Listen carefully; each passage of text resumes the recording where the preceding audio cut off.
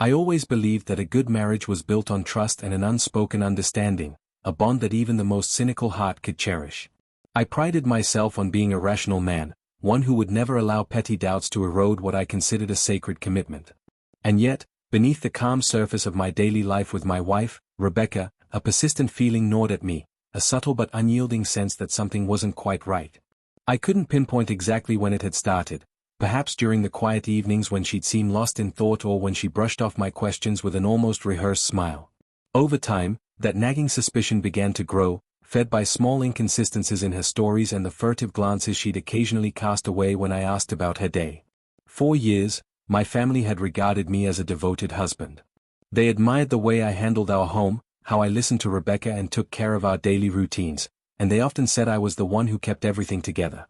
But as my doubts became harder to ignore, I found that instead of supporting me, my family began to mock and shame me for even entertaining the possibility that my wife could be unfaithful.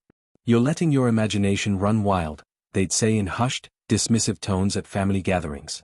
Their laughter, though meant to be reassuring, only deepened the loneliness that seeped into my bones. I started to question myself, wondering if perhaps I was the insecure one, prone to overthinking every minor detail. I remember one chilly November afternoon, shortly after our 10th wedding anniversary, when the seed of doubt finally burst into full bloom. I had returned home early from a business trip, expecting to find Rebecca preparing dinner as she usually did. Instead, I found the house disturbingly quiet, no sizzling in the kitchen, no sound of her humming softly as she moved about. The silence was heavy, pressing in on me until I couldn't stand it any longer.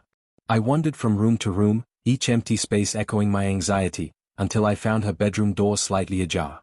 My heart pounded as I pushed it open, half expecting to see her asleep, but what I saw sent a shock through my system. There, on the edge of our neatly made bed, was a set of unfamiliar clothes, a jacket and a pair of shoes that weren't mine, left carelessly on a chair. I picked them up, my hands trembling, and the stark reality of that moment sank in. Something was happening, and I had been left in the dark. That night, I barely slept.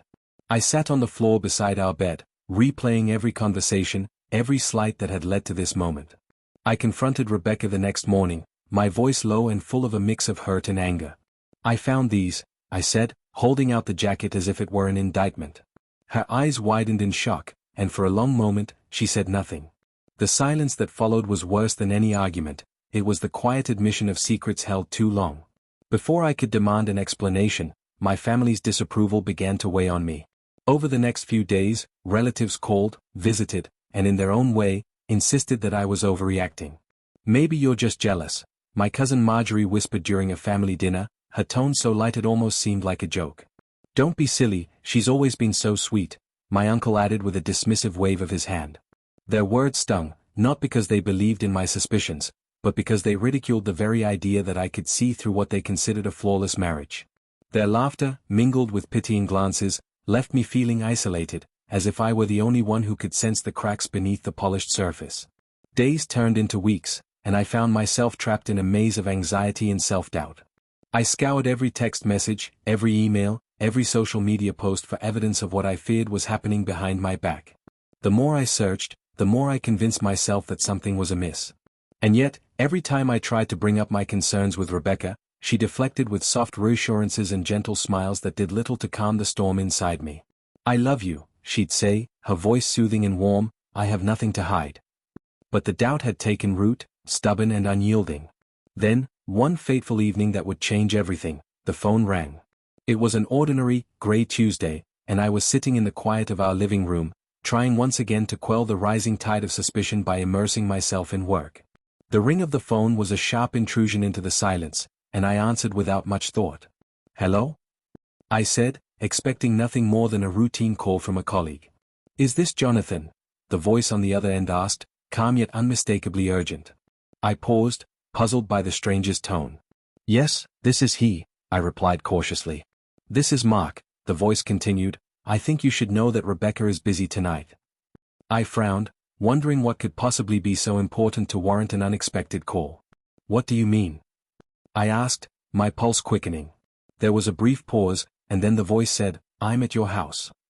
In that moment, time seemed to freeze. I stared at the phone, my mind racing through 1,000 scenarios. Mark, this was the first time I had heard that name. Who is this? I demanded, my voice rising in alarm. Mark is Rebecca's, he began, but I cut him off, my heart pounding so hard I could hardly breathe. Explain yourself, I insisted, every instinct screaming that this was not a prank but something far more real. I'm calling to let you know that Rebecca isn't alone, Mark said softly, his tone carrying a weight that silenced my frantic questions. I'm with her, and I think it's time you knew the truth. The line went dead, leaving me in a state of utter shock and disbelief. I stared at the phone as if expecting Mark to speak again, but there was only silence. My mind reeled. This was the confirmation I had both dreaded and secretly anticipated.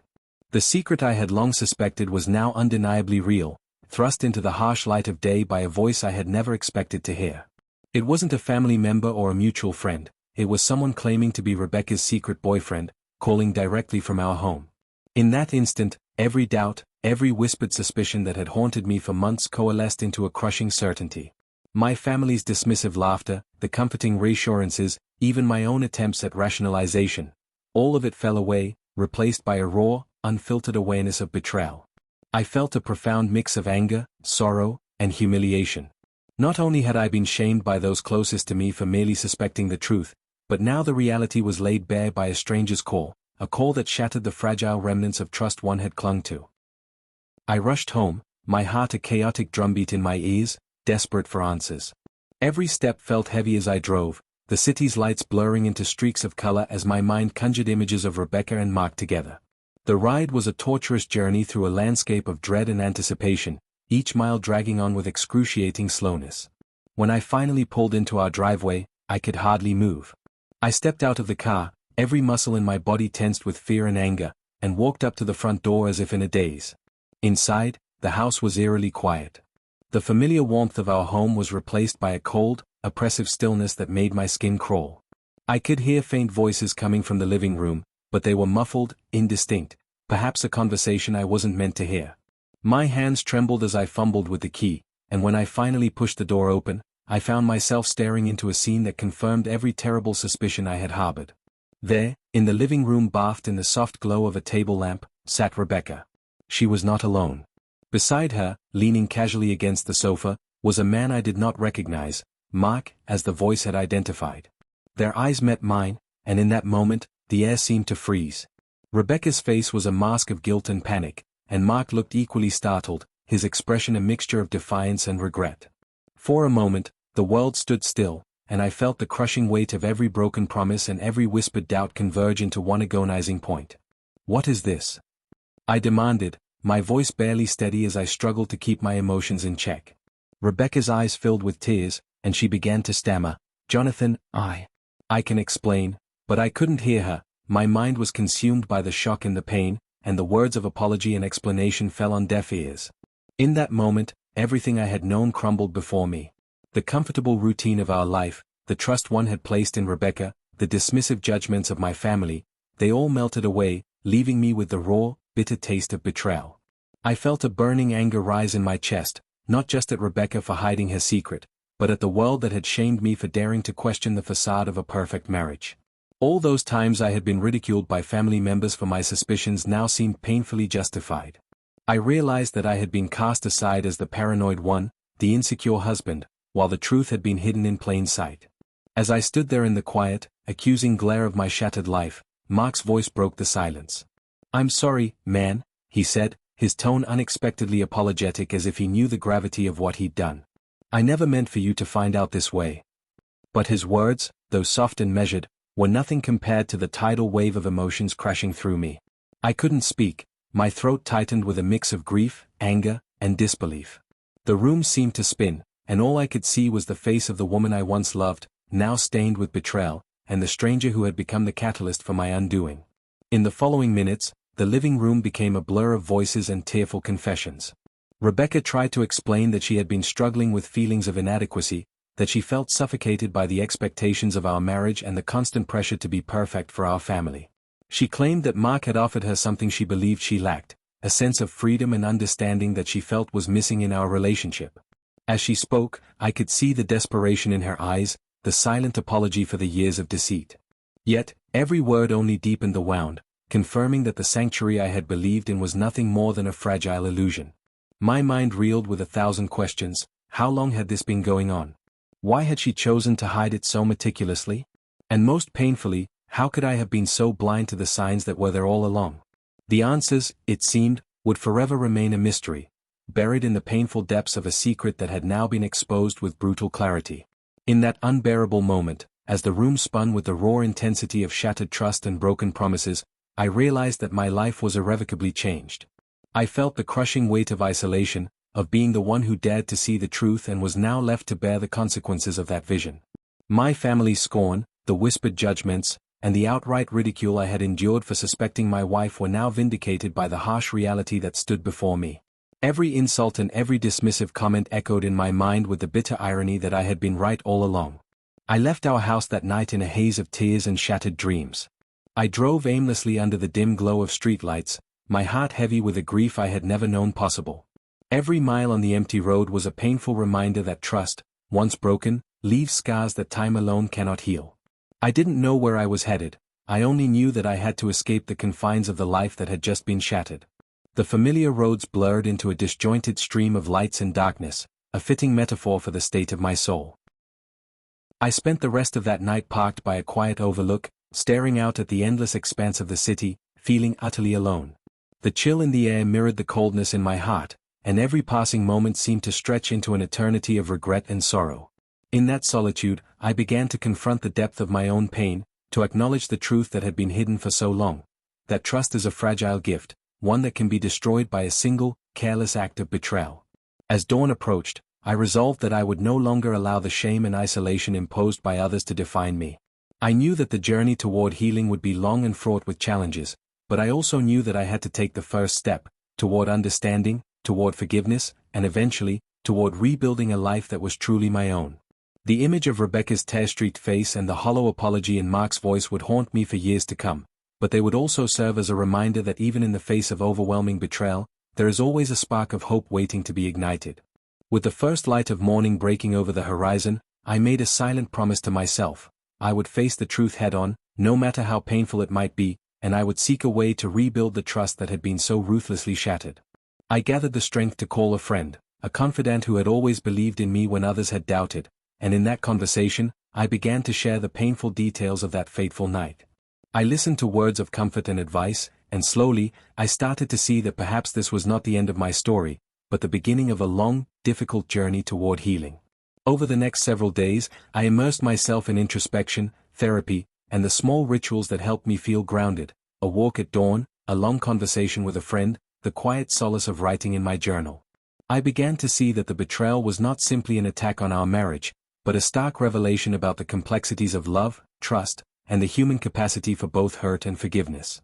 I learned that the shame imposed by my family for merely suspecting the truth was a burden I no longer had to carry, for the reality was far more painful than their scorn. By the end of those turbulent days, I found myself at a crossroads, torn between the desire to confront Rebecca and the need to protect my own wounded heart. I knew that the next step in my journey would require a reckoning, a confrontation with the woman who had once been my partner in every sense. But for now, I allowed myself the space to grieve, to process, and to slowly gather the shattered fragments of my identity. In the quiet of that early morning, as the city began to stir and the first rays of sunlight painted the world in soft gold, I made the decision that I would not let this betrayal define me. I would use it as the catalyst to rebuild a stronger, more honest version of myself, a version that, despite the scars of the past, was ready to embrace the uncertain promise of a new day. I spent the next few days in a tumult of conflicting emotions, trying to piece together what had happened and what it meant for my future. After that harrowing night, when Mark's unexpected call had shattered every illusion I held about trust and loyalty, I was left grappling with a raw mixture of anger, betrayal, and a desperate need for answers. In the immediate aftermath, I didn't know whether to run away from the chaos or to confront it head-on. Instead, I oscillated between sleepless nights and restless days filled with unanswered questions. I replayed the images of that night in my mind: Rebecca's tear-streaked face, Mark's hesitant apology, and the heavy silence that had fallen over our home as every word of shock and disbelief echoed through the halls. I knew that I couldn't bury this pain forever. It was as if every moment since that night had been saturated with the weight of secrets finally revealed. My family, who had once ridiculed my suspicions as mere paranoia, now looked at me with a mix of pity and judgment. Their earlier dismissiveness had been cruel enough, But now, having witnessed the stark reality of the affair, their scorn only deepened my isolation. I felt abandoned, not only by Rebecca, the woman I had trusted implicitly, but also by those who were supposed to support me in times of distress. Every whispered comment and sidelong glance reminded me that I had been shamed for questioning what, it now turned out, was the truth. To cope, I turned inward. I sought solace in long, solitary walks through the quiet streets at night, where the only sounds were the rhythmic thud of my footsteps and the distant hum of the city. The darkness became a canvas upon which I could project my inner turmoil. I started writing again, journaling every thought, every pang of regret, and every flicker of hope that might somehow emerge from the wreckage of betrayal. My journal pages quickly filled with the raw, unedited truth of my emotions, the searing anger at being deceived, the deep sorrow for the loss of a bond one had cherished, and the painful questioning of my own worth. In those moments of solitude, I began to understand that the hurt wasn't just about the affair, it was about the erosion of trust in everything I had believed was sacred. The long-held notion that loyalty was an unbreakable bond was shattered, leaving me to confront the terrifying possibility that even the closest relationships might hide dark secrets. One particularly restless night, as I sat by the window watching the city lights blur into streaks of color against the inky sky, I resolved that I needed professional help to untangle the knots in my heart. I made an appointment with a therapist known for his straightforward, no-nonsense approach to relationship trauma. Walking into his modest office the following morning, I felt as if I were stepping into a new reality, a space where the weight of my emotions could be laid out and examined without judgment. Over the course of several sessions, I slowly began to articulate the whirlwind of thoughts that had overtaken me. I described the moment I discovered the evidence, the way Mark's voice had frozen my soul, and the crushing realization that my wife had been living a double life right under my nose. My therapist listened intently, nodding occasionally as I recounted every detail with painstaking honesty. He asked me pointed questions that I had long avoided. What did you feel when you heard that call? How did you process the conflict between your instincts and your family's dismissiveness? What does trust mean to you now? These questions forced me to confront not only the external betrayal but also the inner vulnerabilities that had, in some ways, made me susceptible to doubt. I realized that my own insecurities, those quiet, persistent fears that had haunted me since childhood, had colored my perceptions.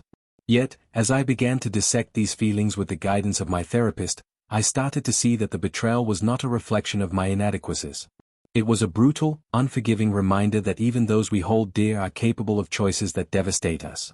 In our sessions, I learned that healing was not a linear process. Some days, I would feel a surge of hope, a faint, reassuring glow that maybe, just maybe, I could rebuild what had been lost. Other days, the pain would return with a vengeance, a tidal wave of grief that left me gasping for air. But gradually, I began to build a vocabulary for my emotions. I started writing down the moments of tenderness from my past with Rebecca, flashbacks of quiet evenings spent in our garden, the gentle way she used to laugh at my jokes, the reassuring warmth of her hand in mine. These memories were bittersweet now, infused with both joy and sorrow, but they served as a reminder that our life together had once been filled with genuine love. The process of therapy became an act of reclaiming that lost history, a way to sift through the ruins of deception and salvage the fragments of a bond that, while broken, might yet be mended. Outside the safe space of therapy, life continued in a disjointed, chaotic rhythm. My family's reactions had shifted from dismissive laughter to hushed, uneasy conversations. At family gatherings, I sensed a palpable tension in the air, a silent acknowledgement that I had been shamed for simply questioning what everyone else had taken for granted. My parents, in particular, were caught in a web of regret and disbelief. I recall one afternoon at a long-forgotten family reunion, when my mother's eyes filled with tears as she whispered to a cousin, "I never imagined our family could be torn apart by something so real." Their expressions were a mixture of sorrow and self-recrimination, as if they had somehow failed in protecting the sanctity of our union. Their shame, directed both at Rebecca and at me for daring to suspect her, only deepened my internal conflict. I felt simultaneously validated and isolated, validated in my suspicions, but isolated by the fact that those I had trusted most could not or would not see the truth. Then, as if the universe sensed that I was teetering on the brink of despair, an unexpected development added a new layer to my already convoluted reality. One crisp, autumn morning, as I was sipping my coffee in the quiet of my apartment, I received a call from an unknown number. The phone vibrated insistently, its ringtone echoing in the stillness. I hesitated, my heart pounding as I answered. "Hello?" A soft, measured voice responded, Is this Jonathan? I recognized nothing in that voice, but something about it, an undercurrent of concern, made me pause. Yes, it is, I replied cautiously. The voice continued, this is Adam. I think you should know that Rebecca called our house last night. My heart lurched at the news, and I pressed for more details. Adam explained that he was a neighbor who had been watching the front door when, unexpectedly, Rebecca herself had called out. She was asking, almost pleading, if someone could open the door. Adam recounted, his voice low with shock. I didn't know what to do, so I waited until I saw you get home. His words sent a shiver through me, a confirmation that the secrets I had been dreading were not confined to the hidden corners of my mind. Rebecca, it seemed, had been in contact with someone else even after everything had been exposed. The call had come at a time when I was trying to make sense of the night's events, and now, this new detail added yet another twist to the betrayal. I felt a wave of nausea as I processed Adam's account.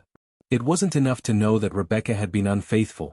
Now I had to face the fact that, even after the shock of that night, she was actively reaching out to someone else, perhaps seeking solace, or maybe trying to complicate matters further. I thanked Adam and ended the call, my mind a cacophony of questions. Why would she call our house after everything? Was it a cry for help, or a final act of defiance? I couldn't tell. My family's scorn, the secret I had unearthed, and now this additional betrayal, all of it converged into an overwhelming storm of grief and anger. In the days that followed, I wrestled with the decision of what to do next. I could no longer remain in a state of stunned disbelief. I had to confront Rebecca, not only to demand answers but also to reclaim the dignity of my own heart. I reached out to her, setting up a meeting at a quiet restaurant far from the prying eyes of family and neighbors. The thought of facing her again made my hands tremble, but I knew that this confrontation was inevitable if I was ever to move forward. That evening, I arrived at the restaurant early, my mind a flurry of rehearsed questions and unresolved emotions. I chose a secluded booth in the corner, hoping the low lighting and soft music would provide some semblance of privacy.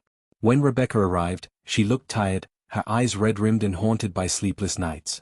There was a tentative air about her, as if she knew that this meeting was more than just a simple conversation, it was a reckoning. Jonathan, she greeted me softly, her voice trembling as if each word was a struggle. I nodded, unable to muster the usual warmth I once reserved for her. We need to talk, I said, my tone firm yet laced with pain. I began by recounting the events of that dreadful night, the discovery of the unfamiliar clothes, the crushing moment when Mark's call had shattered everything, and finally, the news from Adam about her phone call. With each detail, my voice wavered, betraying the depth of my anguish. Rebecca listened in silence, her eyes fixed on the table as if trying to hide from the painful truth. When I finished, the silence between us was heavy with unspoken emotions. At length, she looked up, tears glistening in her eyes. I'm so sorry, Jonathan, she said, her voice barely audible. I know I've hurt you beyond measure. I thought I could keep everything hidden, protect our family's image, and maybe, just maybe, protect myself. I was scared, and I made choices I now regret. Her words, each one dripping with remorse, fell like shards of glass into the silence. I pressed her further, demanding to know why she would call our house that night. Why did you call home, Rebecca? I asked, my voice breaking. Was it a cry for help? Or were you trying to tell me something else? She hesitated, her eyes searching mine as if trying to find the right words. I don't know, she admitted, her voice cracking with the weight of her guilt. I was overwhelmed. I felt lost, and in that moment, I just wanted someone to know that I was in pain. I didn't mean for it to come out the way it did. Her answer was both vague and devastating, vague because it offered no clear rationale, and devastating because it confirmed that she was as uncertain about her own feelings as I was about our future. For the remainder of the evening, we spoke in halting, emotional bursts. Rebecca recounted her inner turmoil, the sense of suffocation she felt in our marriage, the pressures of living up to our family's expectations, and the loneliness that had driven her to seek solace in another's arms. I listened, torn between a burning desire to reprimand her and an aching need to understand the depths of her despair. In that vulnerable exchange, I began to see that our problems were far more complex than a simple affair. They were woven into the fabric of our shared history, built on layers of unspoken expectations and buried insecurities. The conversation stretched on until the restaurant's lights dimmed in preparation for closing. By the time we parted ways that night, I felt neither absolved nor completely damned. Instead, I was left with a heavy burden, a mixture of sorrow, anger, and an uncertain glimmer of hope that maybe, with time, we could salvage something from the wreckage. I knew that the road to healing would be long and arduous. I also understood that my family's judgment, which had once cut so deeply, was now replaced by a more complicated mix of disappointment and empathy. The shaming I had endured for merely suspecting the truth had been transformed into a painful validation of my instincts. And yet, as I drove home in the chill of the night, I wondered whether the betrayal was an irrevocable fracture or a wound that, with care and honesty, could one day begin to mend. Over the next several days, I immersed myself in a painful but necessary process of reflection. I returned to my therapist, who helped me dissect the layers of my grief and anger.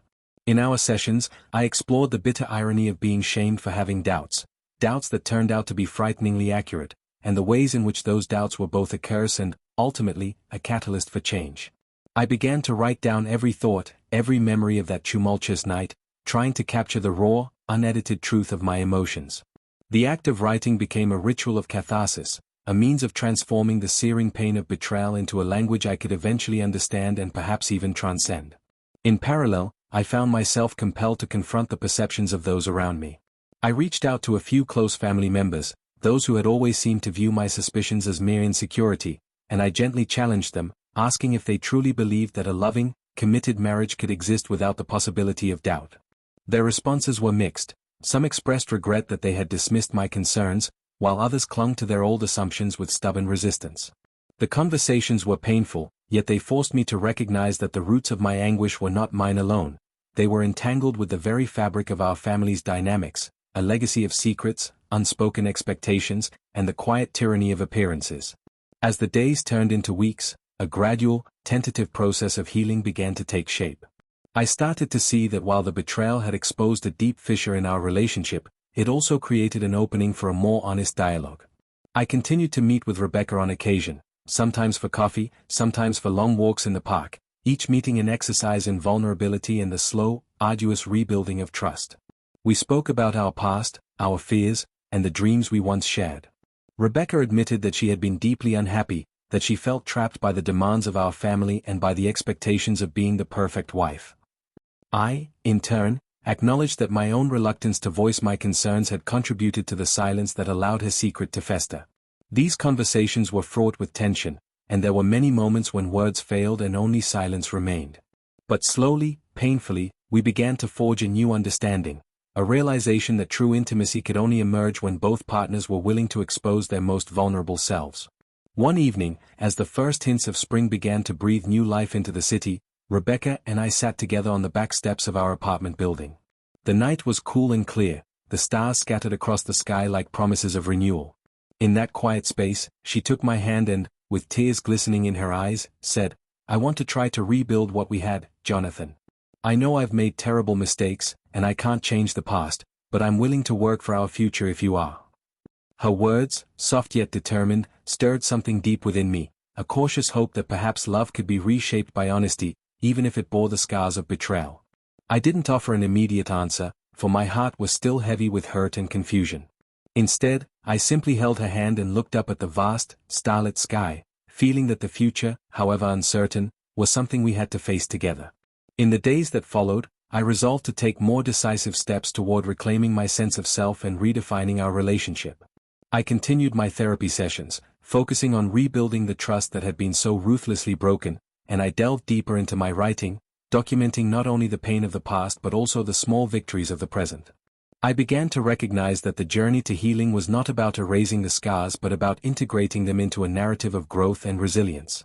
Every tear shed, every painful memory recalled, became part of a larger tapestry, a story of a man who, despite being shamed and betrayed, refused to let his heart harden beyond repair.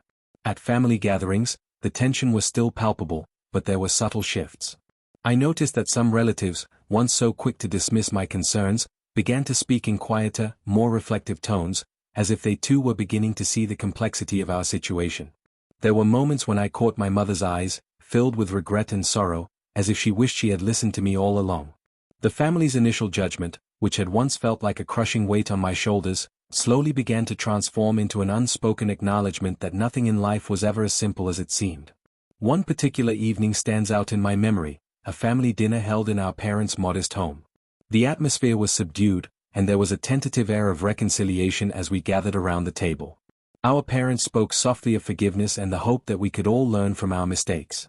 I could see that even in the midst of our collective pain, there was a desire to move forward, to let go of the rigid notions of perfection that had once bound us all.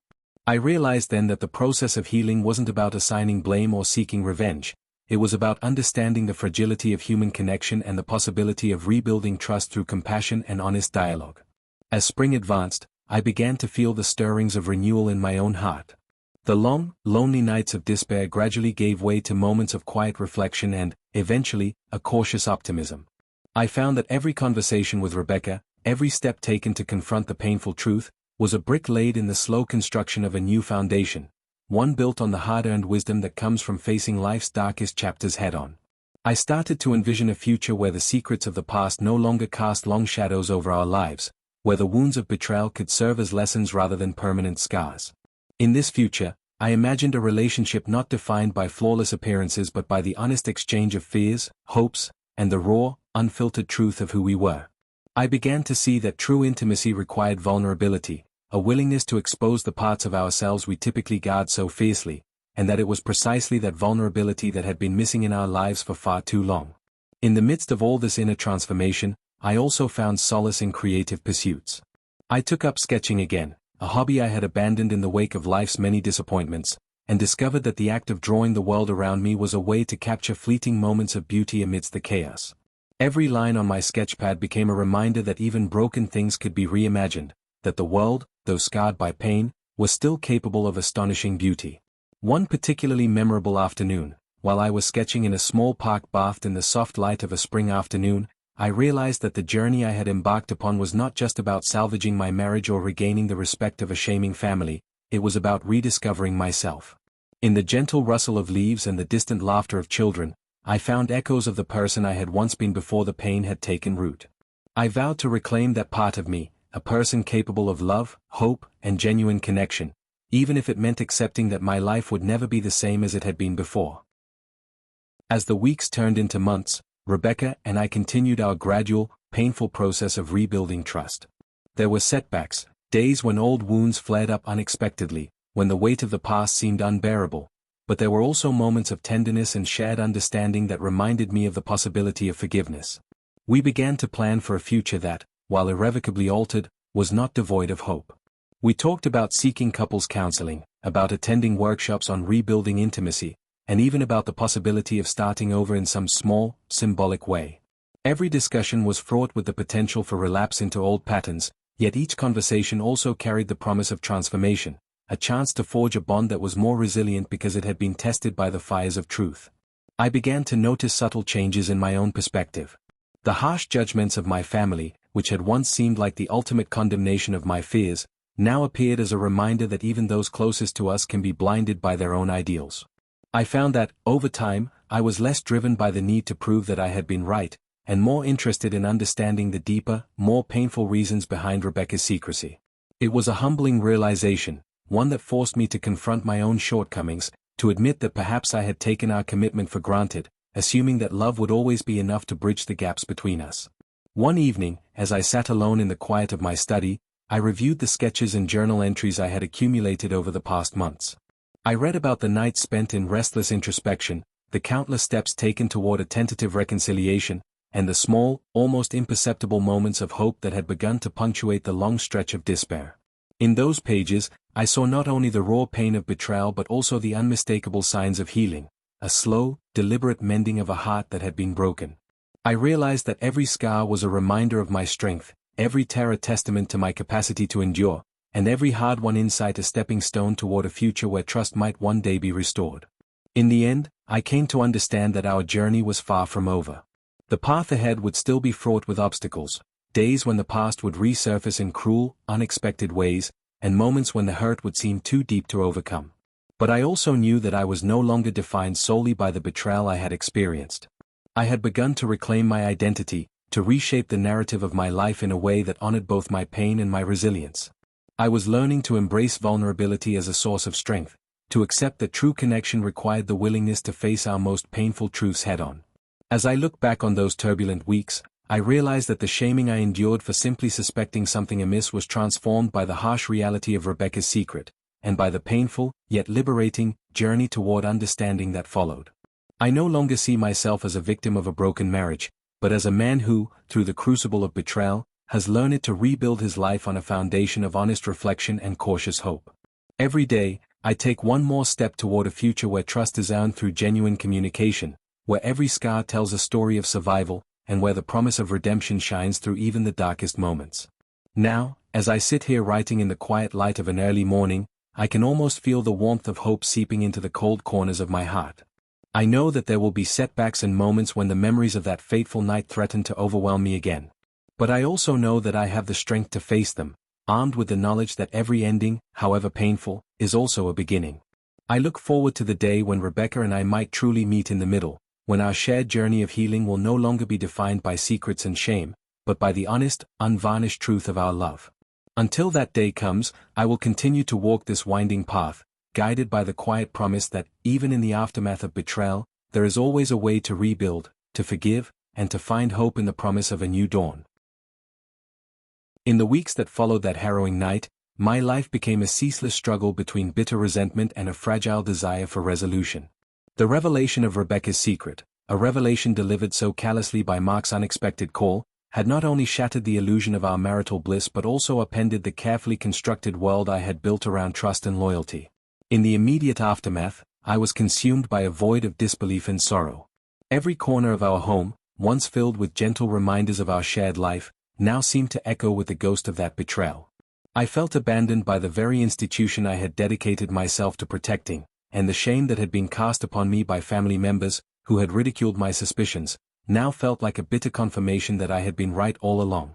I remember the long, sleepless nights, lying awake in the darkness with nothing but the steady hum of the refrigerator to punctuate my thoughts. In those hours, my mind was a battlefield of memories and what ifs. I recalled every conversation with Rebecca, the soft reassurances when I voiced a concern, the fleeting moments when her eyes seemed to avoid mine, and the subtle hints that, in hindsight, should have told me that something was amiss. The pain was not just about the act of betrayal, but about the slow, creeping erosion of trust, the trust that I had believed to be the bedrock of our life together. I began to question everything. Was my intuition simply the product of my own insecurities, or had I been trying to warn myself of a truth too terrible to accept? In the midst of my internal chaos, I realized that I could no longer remain passive. I had to choose a path forward, one that would either let the betrayal define me or empower me to reclaim my identity. One chilly morning, after another session with my therapist where I had reluctantly recounted the events in painstaking detail, I made a decision. I would confront Rebecca one final time, not for the sake of blame, but for the sake of understanding and, ultimately, healing. I needed closure, and I needed it on my own terms. I reached out to her and suggested that we meet in a quiet, secluded park far from the prying eyes of our family and the echoes of that painful night. The day we met, the sky was overcast, a gentle drizzle falling as if the heavens themselves were mourning our loss. I found her sitting on a weathered wooden bench beneath a canopy of grey clouds. She looked smaller than I remembered, vulnerable, worn down by regret and exhaustion. As I sat down beside her, a heavy silence enveloped us, punctuated only by the distant murmur of raindrops and the occasional rustle of leaves. For a long while, neither of us spoke. Finally, Rebecca's voice emerged, tentative and soft. "Jonathan, I'm so sorry." The simple words hung between us, charged with a lifetime of unspoken apologies. I took a slow breath, the cool air mixing with the taste of sorrow on my tongue. "I need to know why," I said, my voice a mixture of pain and a longing for clarity. "Why did you hide this from me? Was it fear? Or something else?" Her eyes, red-rimmed and glistening with tears, searched mine for a moment before she spoke, her words barely audible over the soft patter of rain. "I was scared," she whispered. "Scared of what you'd think of me, scared that you'd see me as weak or unworthy, and scared of losing you, our family." Her confession was raw, exposing layers of vulnerability I had never seen before. As she spoke, I felt a tumultuous mix of emotions, a deep-seated anger for the betrayal, an aching sorrow for the lost intimacy, and an unexpected pang of empathy for the loneliness that had driven her to hide such a monumental part of herself. We talked for hours in that rain-soaked park, our conversation a hesitant, painful unraveling of years of silence. I listened as she described the internal battle that had raged within her, the pressure to maintain a flawless image for our parents, the suffocating weight of expectations that made her feel trapped, and the desperate desire to find some semblance of freedom in the arms of someone who promised a different kind of escape. Every word she spoke chipped away at the hardened shell of resentment I had built, even as it stung with the bitter taste of betrayal. I questioned her further, asking if there had ever been a moment when she wished she could have told me the truth, and her tearful reply was a simple, heart-wrenching admission, every single day. The raw honesty in that exchange stirred something deep within me, a recognition that perhaps our relationship had been built on a fragile foundation of unspoken expectations rather than mutual understanding. I realized that my own reluctance to voice my fears had contributed to this chasm, that the family's dismissive laughter and well-meaning but hurtful reassurances had silenced me instead of protecting me. It was a bitter lesson. Trust is not merely the absence of suspicion, but the willingness to confront uncertainty together. As the rain eased and the sky began to clear, a tentative peace settled over our conversation. We both knew that what had happened could never be undone, but in that moment, we also recognized the potential to rebuild, a future forged not from the illusions of perfection, but from the raw, honest acceptance of our flawed humanity. I told her that while I could never forget the betrayal, I was willing to try to understand it, to seek a path forward that honored both the love we had once shared and the painful lessons we had learned. Over the following weeks, Rebecca and I embarked on a slow, uncertain journey of healing. We agreed to attend couples counseling together, determined to dissect the layers of our pain and to rebuild the trust that had been shattered. Every session was a revelation, a painful excavation of past wounds and buried insecurities. I learned to articulate the profound impact of the betrayal on my sense of self, and Rebecca came to understand that her silence had not protected our relationship, but had instead deepened the chasm between us. Outside the sterile confines of the therapist's office, life began to take on a new rhythm. Family gatherings, once a battleground of whispered accusations and lingering judgment, started to exhibit glimmers of cautious reconciliation. I noticed that my parents, who had once ridiculed my suspicions, now exchanged looks filled with regret and sorrow, silent apologies for having dismissed the very concerns that had been warning me all along. Cousins who had once laughed at my perceived paranoia now offered their quiet support, acknowledging that trust, once broken, demanded patience and understanding to be rebuilt. In time, I began to find solace in the small moments of daily life. I returned to long walks at dawn, when the world was still hushed and every step felt like a deliberate act of reclaiming my identity. I immersed myself in writing again, not just as a means of processing my pain, but as a way to reimagine my future. Every journal entry became a quiet manifesto, a declaration that, despite the scars and the bitter memories, I was determined to forge a new path defined by honesty and resilience. I started sketching in a notebook, drawing the landscapes that had once filled me with wonder, letting each line be a tribute to the strength that grows in the wake of heartbreak. Slowly, Rebecca and I began to craft a new understanding of what our marriage might become. It was not a return to the naive bliss of our early years, but rather a transformation into something more authentic, a relationship that embraced its imperfections and allowed room for vulnerability. We began to share more openly about our fears and desires, making a conscious effort to never let the silence of unspoken truths build walls between us again. There were days when old wounds flared unexpectedly, a harsh word, a lingering look, but gradually, the raw intensity of our pain began to soften into a deep, reflective sorrow that was interwoven with hope. One particularly clear evening, as we sat together on the back porch of our modest home, I looked at Rebecca and saw, for the first time, a glimmer of the woman I had once loved, a woman who was unafraid to face her own imperfections and, in doing so, was reaching out for redemption. "Jonathan," she said softly, "I know I hurt you in ways I can't fully repair. But I want to try, truly try, to rebuild what we had. I want to be honest, completely honest, from now on. Will you help me do that?" Her question, simple and laden with vulnerability, resonated deep within me. I realized that, despite the betrayal and the long shadow of her secret, there was still a spark of the love we had once nurtured, a love that could be kindled anew if we were both willing to face the truth, however painful it might be. That night, under the gentle glow of the moon, we made a silent pact to start over, not as the perfect couple our families had once imagined, but as two flawed individuals committed to growth and honesty. We promised to attend every counseling session, to share our doubts and fears without shame, and to rebuild our future on the foundation of mutual understanding. It was not an easy path. Every day presented new challenges, and there were moments when the wounds of the past felt as raw as ever. But gradually, as the seasons changed and the relentless march of time began to blur the edges of our pain, I started to see that our relationship was evolving. It was transforming into something more genuine, a bond forged in the fires of betrayal, tempered by the slow, steady process of forgiveness. Months later, at a quiet family gathering where the tension had finally given way to a tentative reconciliation, I looked around at the faces of those I once felt had shamed me for my doubts.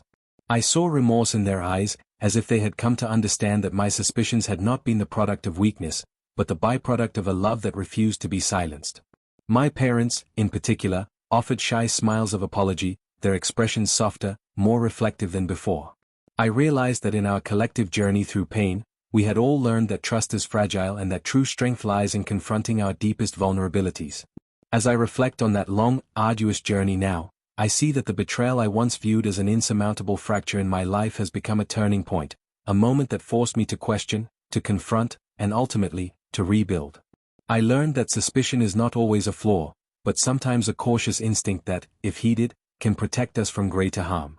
I discovered that the shame imposed by those who mocked my concerns was not a measure of my inadequacy, but a testament to the complexity of love and the painful reality that even the strongest bonds can be tested.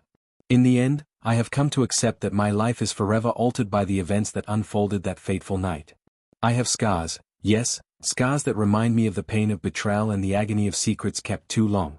But those scars are also symbols of my resilience, of my ability to rise from the ashes of shattered trust and to build a future that is more honest, more compassionate, and infinitely more real than the false promises of perfection I once clung to. Now, as I continue to walk this path, one marked by both sorrow and the quiet strength of hope, I carry with me the lessons learned from every tear and every harsh word. I know that the journey toward healing is never truly complete, that there will always be moments when the past resurfaces to test my resolve. Yet, I also know that each new day is an opportunity to redefine who I am and what I stand for, a man who, despite the betrayal and the pain, has chosen to believe in the possibility of redemption, in the power of truth, and in the enduring promise of love that can be reborn from even the deepest wounds. As I write these final words, I feel a sense of cautious optimism for the future, a future in which I have reclaimed not just my identity, but also a newfound capacity to trust again. The path ahead is uncertain, and the memories of that devastating night will always be a part of me. But I choose to see them not as a chain that binds me to the past, but as a bridge leading toward a new, more authentic life. I have learned that forgiveness is not about forgetting, but about moving forward with an open heart, a heart that knows that every ending, however painful, carries within it the seeds of a new beginning. And so, as I close this chapter of my story, I step forward into the light of a new dawn, ready to face the challenges and joys of tomorrow. I will continue to rebuild my life, brick by painful brick, guided by the unyielding hope that even in the aftermath of betrayal, the truth can set us free, and that love, when nurtured by honesty and resilience, can ultimately triumph over even the deepest of wounds.